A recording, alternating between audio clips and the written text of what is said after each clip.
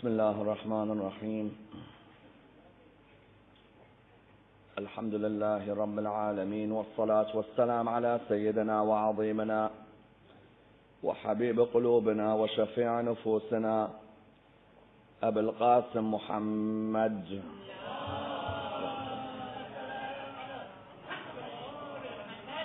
طب القلوب ودوائها ونور الأبصار وضيائها، وعلى أهل بيته الطيبين الطاهرين المعصومين الصادقين.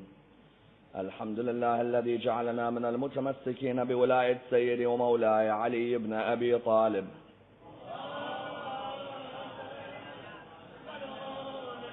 الحمد لله الذي هدانا لهذا وما كنا لنهتدي لولا أن هدانا الله. أما بعد، يقول الله في كتابه الكريم: بسم الله الرحمن الرحيم. وما كان لمؤمن ولا مؤمنة إذا قضى الله ورسوله أمرا أن يكون لهم الخيرة من أمرهم. The first of our loud salawat in honor of Rasulullah Muhammad sallallahu alayhi wa sallam. The second in honor of Amir al-Mu'mineen Ali ibn Abi Talib.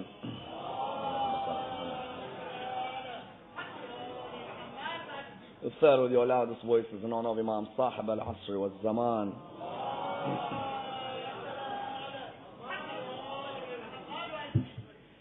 Respected scholars, brothers and sisters, Assalamu alaikum wa rahmatullah wa barakatuh. The marriage of the Holy Prophet, peace be upon him, and his family to Zainanb bin Jash is viewed as one of the most controversial marriages in the religion of Islam, and is a marriage which requires the thorough analysis. For like every marriage of the Holy Prophet, there is a reason behind this marriage. However, how the reason is viewed differs from Islamic scholars' opinions to the way that Western academic thought views it. Because of the fact that Western academic thought views the marriage of the Holy Prophet to Zainab as being a marriage which was based on lust and nothing more. And therefore there is a need for us to examine the very basis of this relationship. Because of the fact that what we find with this marriage is that many topics emerge within the story.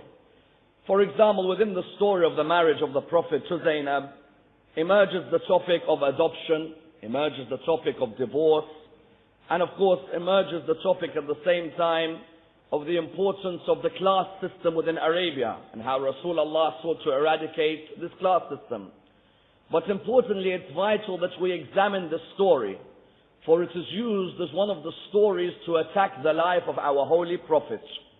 Because when we examine the way the biography of the Holy Prophet is analyzed, we find that there are two schools which emerge: a negative school and a positive school. The negative school seeks to undermine the character of the Holy Prophet. It seeks to criticize different areas of his life, both personal and both public. And at the same time, it seeks to bring condescending comments about the Prophet, sometimes very abusive comments. And that this negative school, which examines the biography of our Holy Prophet, has been a school which has been around for many years, since the time of medieval Europe. That one finds different scholars such as Humphrey Prideaux and people like Voltaire, who have examined the life of our Holy Prophet and even written books about his life. For example, Humphrey Prideaux wrote the book Muhammad the Impostor.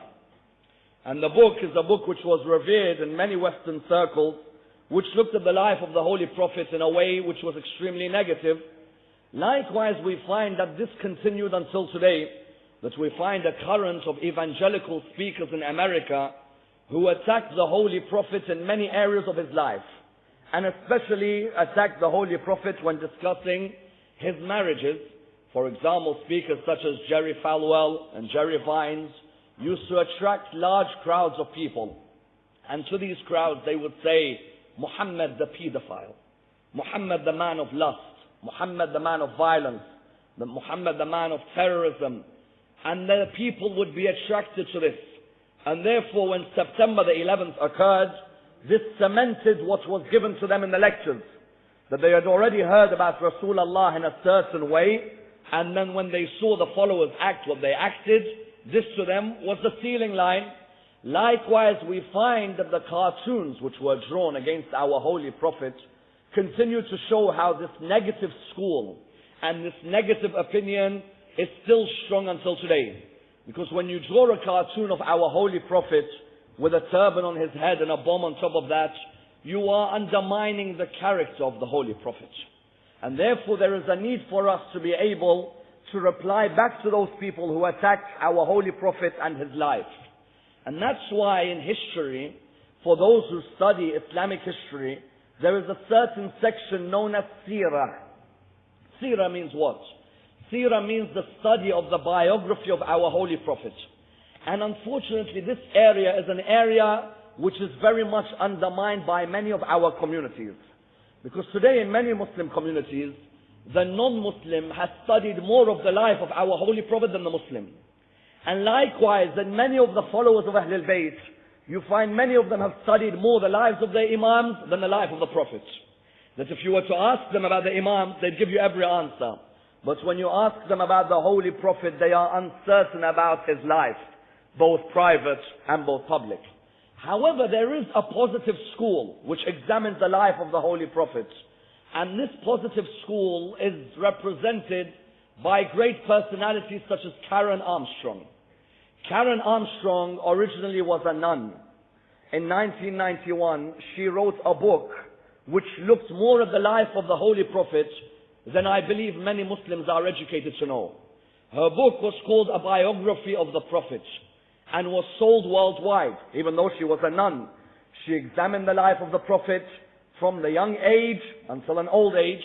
Likewise, we find she then in the year 2006 wrote the book A Prophet for Our Time, which again examined the life of our Holy Prophet. And in her writings she said that there is a need in the West to re-evaluate the position of Rasulullah. That in the Western world, Rasulullah's name is very much undermined. And so she sought in writing her two books to write about the Prophet and allow the West to read about the life of the Prophet. That's why we find that she comes forward and she says that Muhammad was a man of reconciliation rather than of retaliation. He was a man who gave rights to the woman. He was a man who helped the orphans, a man who helped the needy, a man who brought families together, and a man who took a country which was savaged by ignorance and made it a country with a religion which was the most powerful in the world. When a nun writes like this about Rasulullah, we have two responsibilities. Number one, to invite her to our communities in order that we see what inspired her to write about our Holy Prophet. Number two, it should embarrass us about how little knowledge we have about our Holy Prophet. Because when someone who is not of our religion can tell you the whole biography of our Holy Prophet, and our own people can only pick out certain parts without knowing exact dates, without knowing who he met, where he went, what he won, what he discussed, then it sheds embarrassment in many of our communities. And that's why in the West today, there are two schools, the negative and the positive. Importantly, Karen Armstrong defends Rasulullah when she discusses his marriage to his cousin Zainab. And she says that this marriage was not brought out of lust for his cousin, but was rather for the introduction of a law. And that's why it is vital for us to study the marriage of the Prophet to his cousin Zainab. There are different types of people who will understand this lecture. There is one type of people who will not even have ever heard that Rasulullah was married to a Zainab. Then there is a second type of people who may have heard but don't know exactly what happened. And then there is a third type of people who are intrigued to understand in order that they are able to reply to anybody who says that Rasulullah married his cousin out of lust. Because by the end of tonight's lecture, we seek to understand what exactly happened between Rasulullah, his adopted son Zayd, and his cousin Zainab. Let's examine and see how it relates to our life today. You see, there are three main people in this story. Rasulullah, his cousin Zainab, and Zayd. Zayd bin Haritha was the third convert to the religion of Islam. After Amir al-Mu'mineen and after Khadija, he was the third convert to the religion of Islam. And he has the distinction of being the only companion of Rasulullah whose name is mentioned in the Quran. Nobody else of the companions of Rasulullah has their name mentioned in the Quran. As in, if you name many of the most famous companions, people like Abu Bakr, people like Talha, people like Zubair, people like Ali ibn Abi Talib, people, for example, like Sa'ad ibn Abi Waqqas, many of these companions, their name is not mentioned in the Quran. But the only companion whose name is mentioned specifically in the Quran, in Surah 33, verse 37, is Zayd, where the exact 3 letters are mentioned specifically in the Quran. The question arises, does this mean that he is the greatest companion of Rasulullah? Because his name is mentioned in the Quran, and people like Ali ibn Abi Talib's name is not in the Quran, Abu Bakr, Ammar, Uthman, Talha, Zubair, Sa'ad, their names aren't mentioned in the Quran. Does this mean Zayd is the greatest companion? No, it doesn't. Why? Because although the others, their names are not mentioned in the Quran, many verses were revealed about them more than were revealed about Zayd. As in, Zayd has 1 verse revealed about him in the Holy Quran.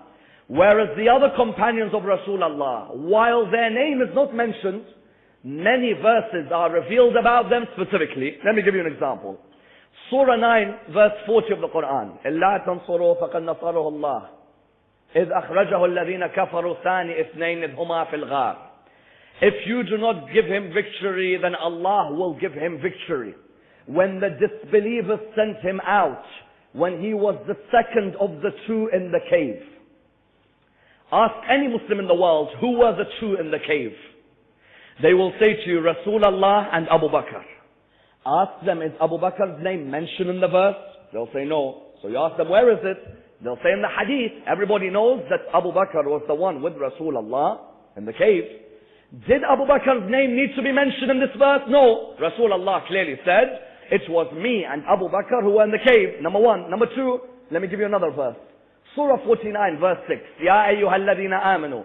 In ja'akum fasiqun binaba'in fatabayyanu. O you who believe, if an evil man comes to you with news, verify the news. This verse, the whole Muslim world knows, was revealed about Al-Walid ibn Uqbah. But is his name written in the verse? No, his name is not written in the verse. But everybody knows that his name is mentioned about this verse in the ahadith. Likewise, those who come and ask, why is Ali ibn Abi Talib's name not mentioned in the Quran? The reply is that there's only 1 companion whose name is mentioned in the Quran, and that is Zayd. Every other companion, his name isn't mentioned. Where's his name mentioned? In the ahadith. The hadith explains the verse of the Quran. When a verse is revealed, the hadith says it was revealed about person X. That's why Ali ibn Abi Talib, many verses were revealed about him, but his name was not written in the verse. Where was the verse known that it was revealed? In the hadith. For example, Surah 2, verse 207, وَمِنَ النَّاسِ مَنْ يَشْرِ نَفْسَهُ ابْتِغَاءَ مَرْضَاتِ اللَّهِ. There are those who sell their soul for the pleasure of Allah, was revealed about Amir al-Mu'mineen. For example, Surah 3, verse 61, فَمَنْ حَاجَّكَ فِيهِ مِنْ بَعْدِ مَا جَاءَكَ مِنَ الْعِلْمِ فَقُلْ تَعَالَوْا نَدْعُ أَبْنَاءَنَا وَأَبْنَاءَكُمْ وَنِسَاءَنَا وَنِسَاءَكُمْ وَأَنفُسَنَا وَأَنفُسَكُمْ. Anfusana, ourselves, was revealed about Ali ibn Abi Talib in the event of Mubahala. For example, Surah 5, verse 55. إنما وليكم الله ورسوله والذين آمنوا الذين يقيمون الصلاة ويؤتون الزكاة وهم راكعون. Is Ali ibn Abi Talib's name mentioned that he gave away zakat in this? No. Where did we find his name? In the ahadith. The point is that only 1 companion of Rasulullah, his name is mentioned in the Quran, and that is Zayd. Zayd ibn Haritha, the next distinction that he had was that he led the army of Rasulullah when they fought in the battle of Mu'tah. See, Muslims have a problem. You tell them, which battles do you know? They say, we know Badr, Uhud, Khaybar, Khandaq. Do you know any other battles? No, I'm not sure. This lack of understanding of Rasulullah's biography is why the Muslim world is backward.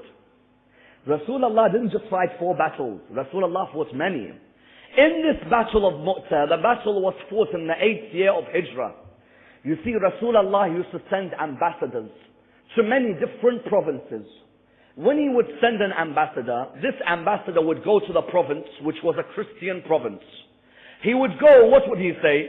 He would say, people of Christianity, either you come towards the religion of Islam, or you pay a jizya, a tax. When you pay this tax, we will protect you in our country. Anybody who harms you, we will make sure you are protected.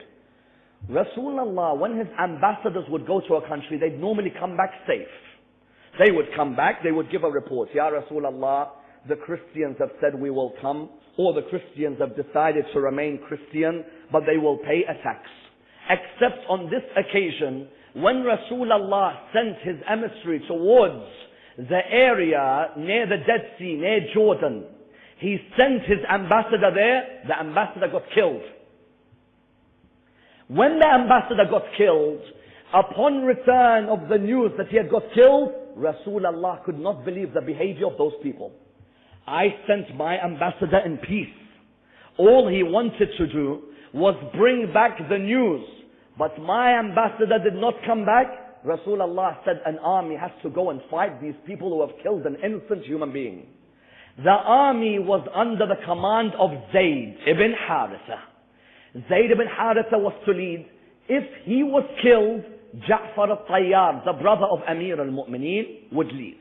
If he was killed, then Abdullah ibn Rawaha was to lead the expedition.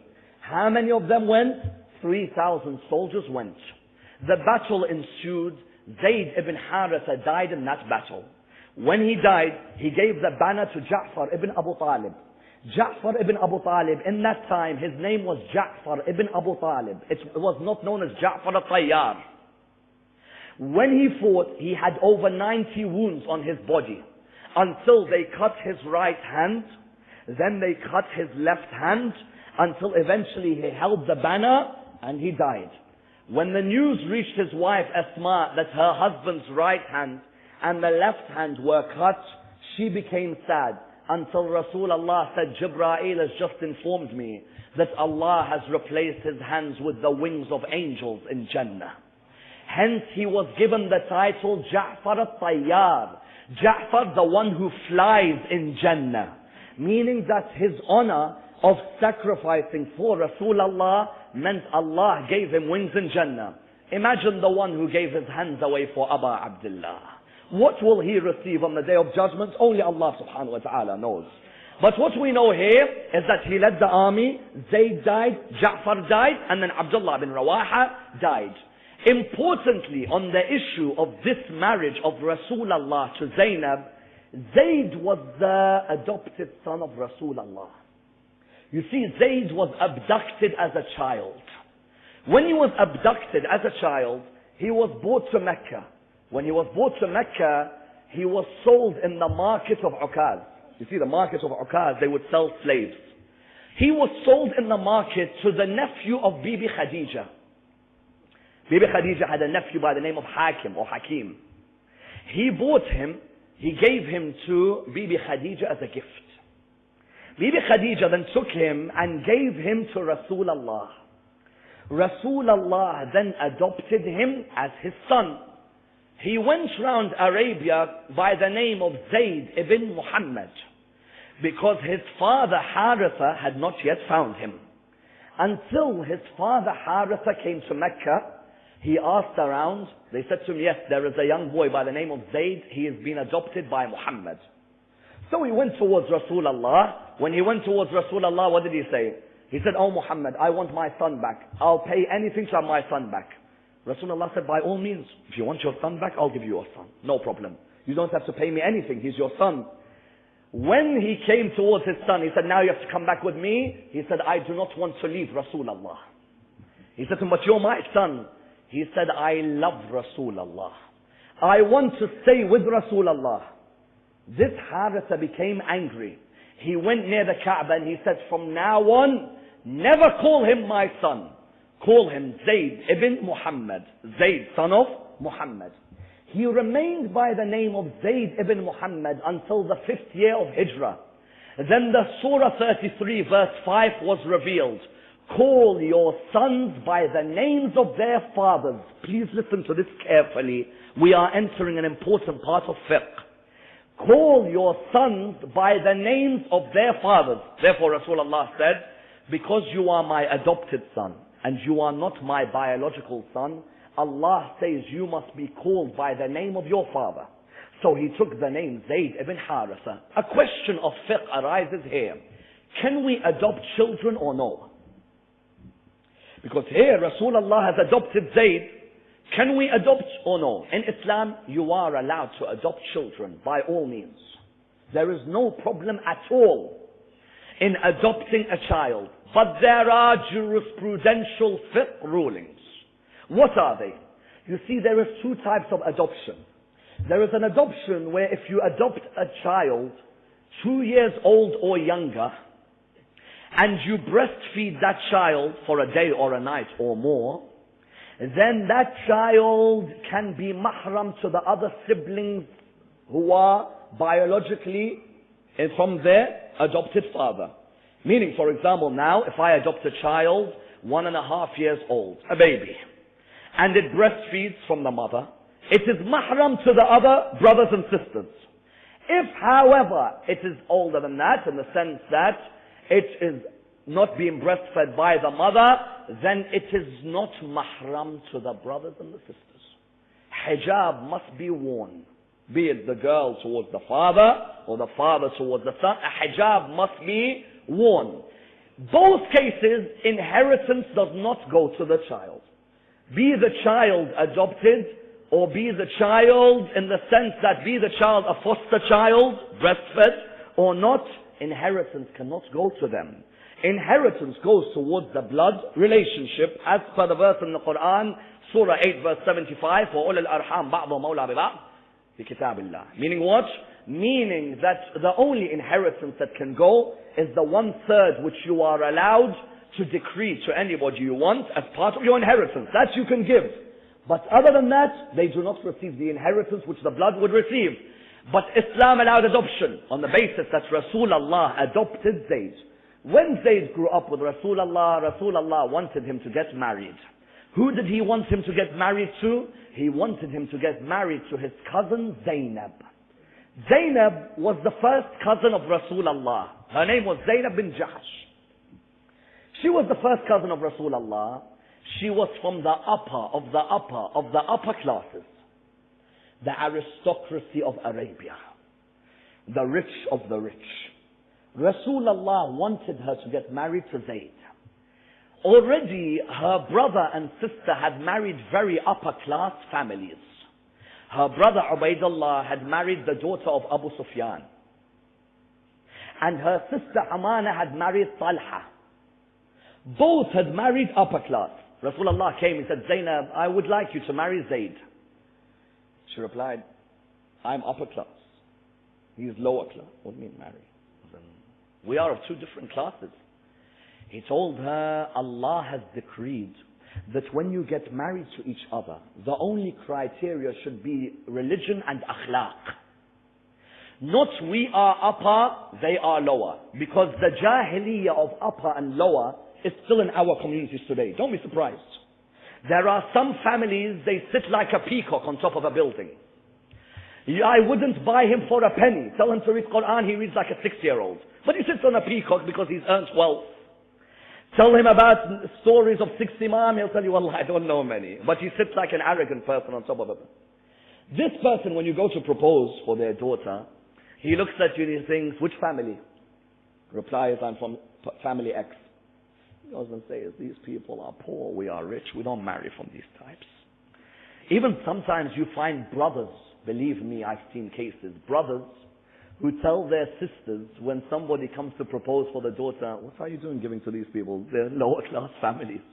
Look how much money we have, look how much money they have. We should marry people our level. This disease happened at that time. Zainab said, I'm upper class. Millionaires of Arabia. These people are lower class. Zayd was a slave and then you adopted him.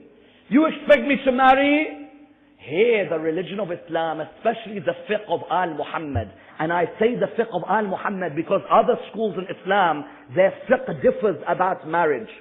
Abu Hanifa and Malik say, if you are from Quraysh, you have to marry Quraysh only. Whereas Imam al-Sadiq says it doesn't matter where you're from. If they have deen, they have akhlaq, marry them straight away.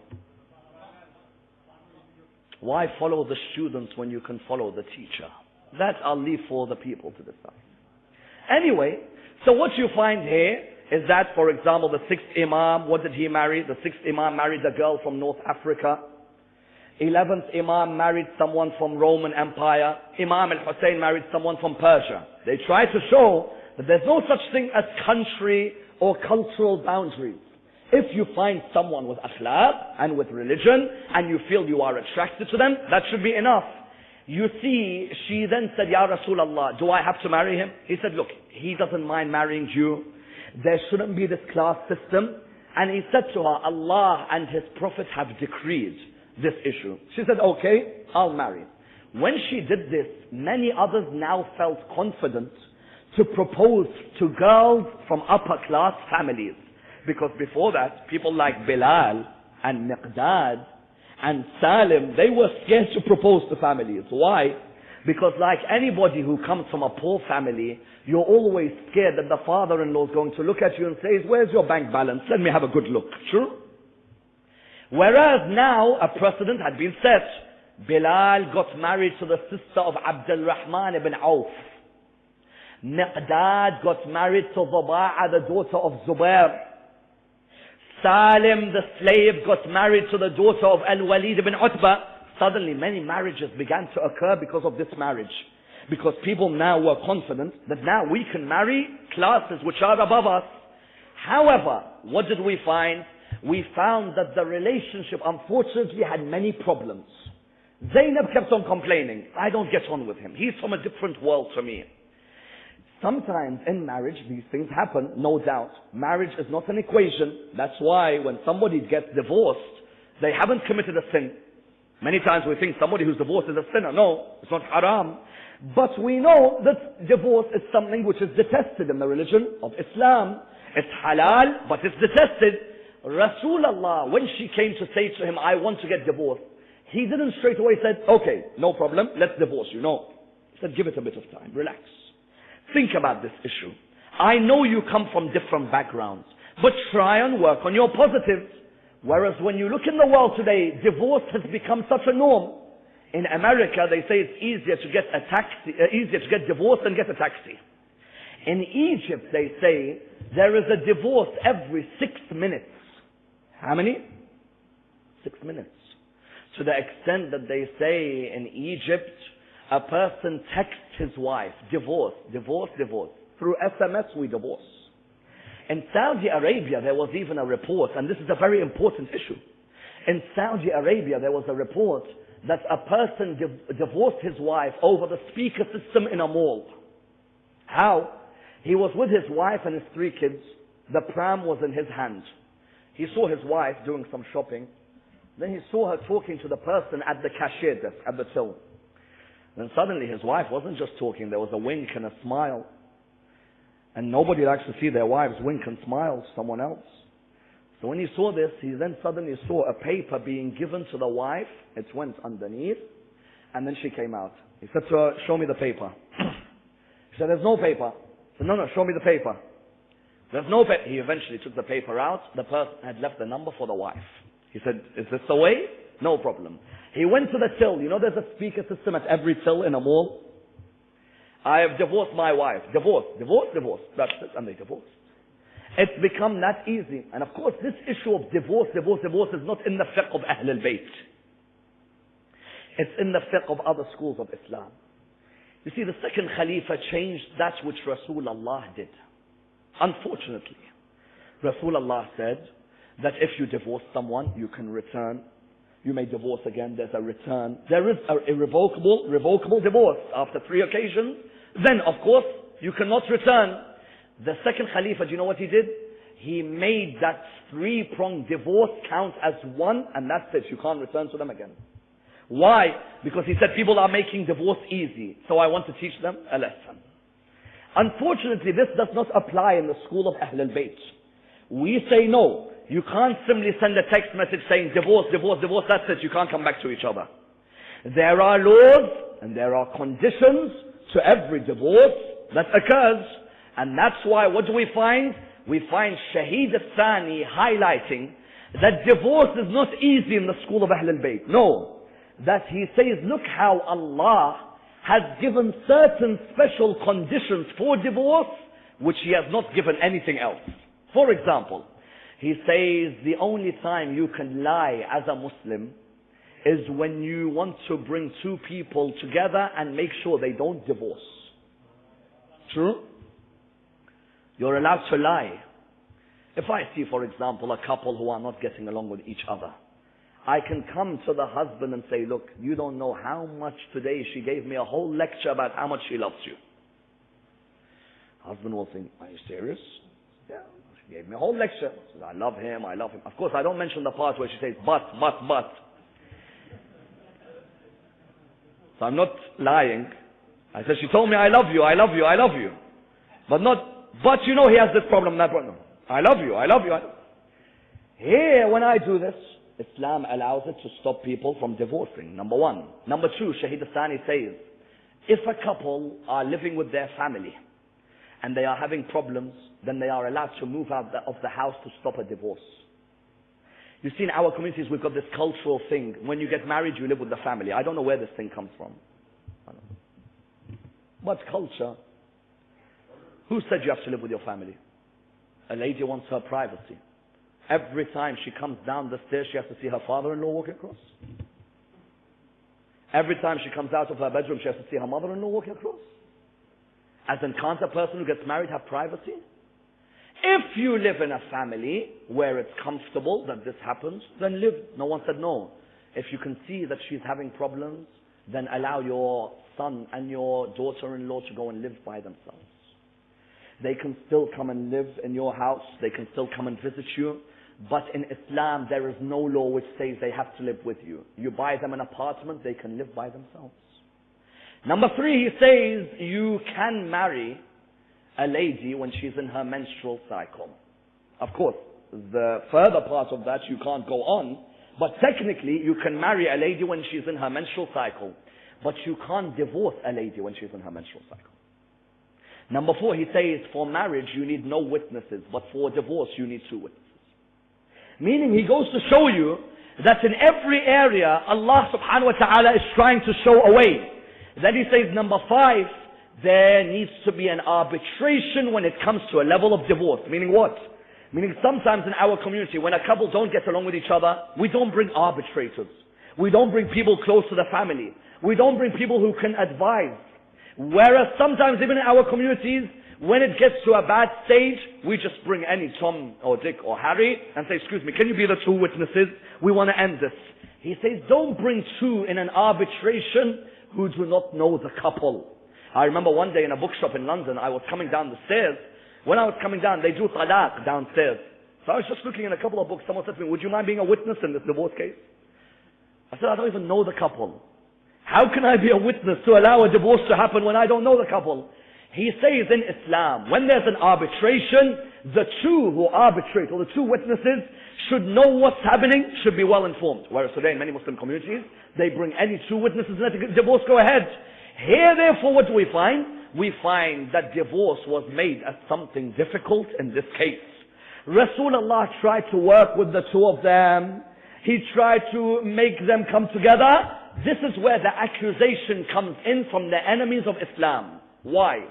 Voltaire said Muhammad didn't try and stop their divorce. Muhammad tried to make the divorce happen quicker because he had lust for his cousin. And that's why many non-Muslim academics write in their books, Muhammad was a man of lust, and the best example was with his cousin Zainab. Do you know why? Because they say, do you know what Rasulullah did? He went to the house of his cousin Zainab. When he went, she opened the door. She was wearing a beautiful garment. When he saw her wearing this beautiful garment, suddenly his heart became so attracted to her, even though she was a married woman. So in his heart he said, I can't wait for her to get divorced. Let me try and make this divorce happen quickly, and then I can marry her for myself. Rasulullah couldn't, when he was married to Khadija, couldn't he have married Zainab as well? But Rasulullah, when he was married to Khadija, was married to only one. Rasulullah, if he wanted to, he could have married Zainab years before Zayd even had her. Rasulullah's heart is the purest heart in any human being. He would never have the intention of lust. On the contrary, Rasulullah was trying to intervene. The question arises then, that when Zayd and Zainab divorced, why did Rasulullah marry Zainab straight after? Isn't it a bit fishy that the Prophet of Allah sees his cousin divorce her husband, and then a few months later he himself goes and marries his cousin? The reason wasn't because he had lust. The reason was because Allah ordered him to introduce a law which Arabia did not have in their culture. What was the law? In Arabia, if you were a lady who was divorced, you couldn't get married again. Rasulullah married a divorcee. He showed there is nothing wrong marrying someone who has been divorced at all in Islam. You are allowed to marry a divorcee and there is no taboo. Number one. Number two, in Arabia they used to say, you cannot marry the ex-wife of your adopted son because your adopted son is like your biological son. Rasulullah wanted to show that the adopted son is not like the biological son. The adopted son, the laws are different from the biological son. Zayd ibn Haritha is my adopted son. He got married to my cousin and he divorced her. There is no problem me now marrying the ex-wife of my adopted son. Therefore first reason Rasulullah married one of his 11 wives was to introduce a law in Islam. That's number one. Number two, the second reason Rasulullah married one of his 11 wives or others of his 11 wives was because some of them were widows. For example, Sauda and Zainab were in their 60s. They were both widows. Rasulullah married them to protect the widows. The third reason Rasulullah married of his 11 wives was because to bring tribes together. For example, Maymuna bint al-Harith was from Mecca. When Rasulullah opened Mecca, she as a 26-year-old came and said, Ya Rasulullah, I would like to marry you. As soon as she married Rasulullah, many of her tribe from Mecca came towards Islam. Likewise, when Rasulullah married Juwayriyah bint Harith, he married her because she came from Bani Mustalaq. Bani Mustalaq were amongst the enemies of Rasulullah. Rasulullah fought them. Juwayriyah was the daughter of their head. She, when her father wanted her back, she said, I don't want to come back to you, I want to live with Rasulullah. When Rasulullah married her, her tribe, Banu Mustalaq, all came towards the religion of Islam. But while Rasulullah married Zainab and Juwayriyah and Aisha and Hafsa, and Rasulullah married Mary, and he married Zainab, and he married Salama, and he married Sauda, there was no wife to Rasulullah like Khadija. While he was married to Khadija, he didn't marry his cousin Zainab, nor did he marry Aisha, nor Hafsa, nor Salama, nor Mary, nor anyone except Khadija. Therefore we find that the aim of the marriage towards Zainab was not lust, but the aim of the marriage was to introduce a new piece of Sharia from Allah to Islam. We pray to Allah subhanahu wa ta'ala to keep us on the path of Muhammad and Al Muhammad, and to allow us to be amongst those who follow their message. Allow us to follow the sunnah of Rasulullah. Allow us to be amongst those who receive his intercession on the day of judgment. Allow us to be following the companions of Rasulullah. Allow us to take from their message. Ya Allah, allow us to defend Rasulullah from the enemies of Rasulullah, from those who attack Rasulullah. Ya Allah, raise us with Rasulullah on the day of judgment. We pray to Allah subhanahu wa ta'ala with the Surah Al-Fatiha. And we pray to Allah subhanahu wa ta'ala for all our brothers around the Islamic world. and we congratulate all of those who had a great victory today. Wassalamu alaikum wa rahmatullah wa barakatuh.